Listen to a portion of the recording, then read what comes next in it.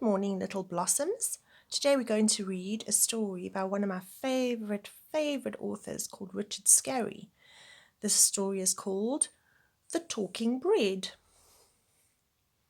Humperdinck the baker was mixing bread dough with the help of able baker Charlie Mouse. There he is. His little girl Flossie watched them squish and squash the dough.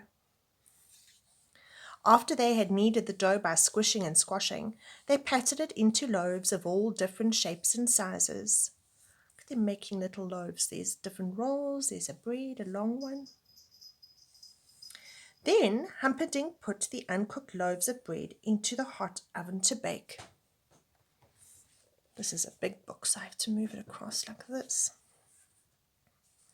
After the loaves had finished baking, Humperdinck set them out on the table to cool.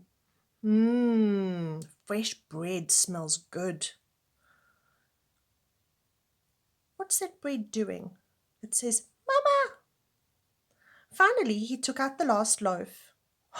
Listen, did you hear that?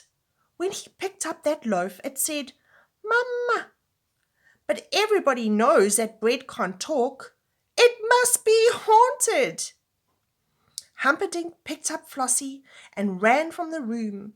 I must telephone Sergeant Murphy, he said.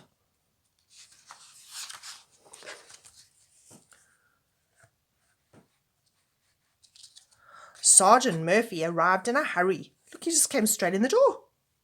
He reached down and picked up the loaf of haunted bread. Mama, the bread said. Look what a fright he got. They fell in the mixture. Murphy was so startled he fell into the mixing trough. At just that moment, Huckle and Lowly came into the bakery. Look at Lowly Worm, he's my favourite. And Basil the bug.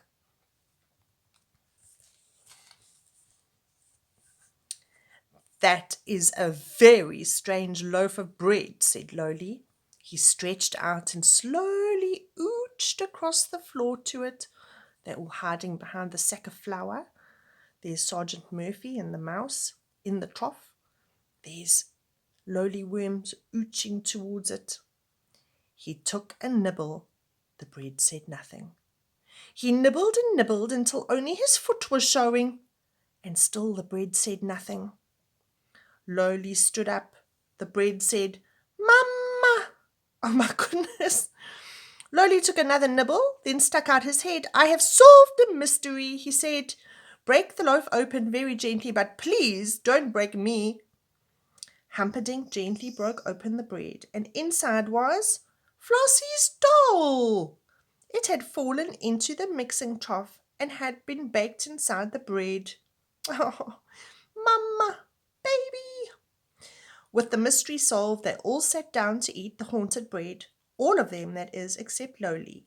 He had already eaten his fill. All right, Lowly, please take your foot off the table. Look at them all eating their bread. And actually, if we go back to the beginning here, we can see, she started with her doll, and then suddenly the doll disappeared, didn't it? Oh, that's a lovely story, isn't it? Okay, I'll see you again soon. Bye.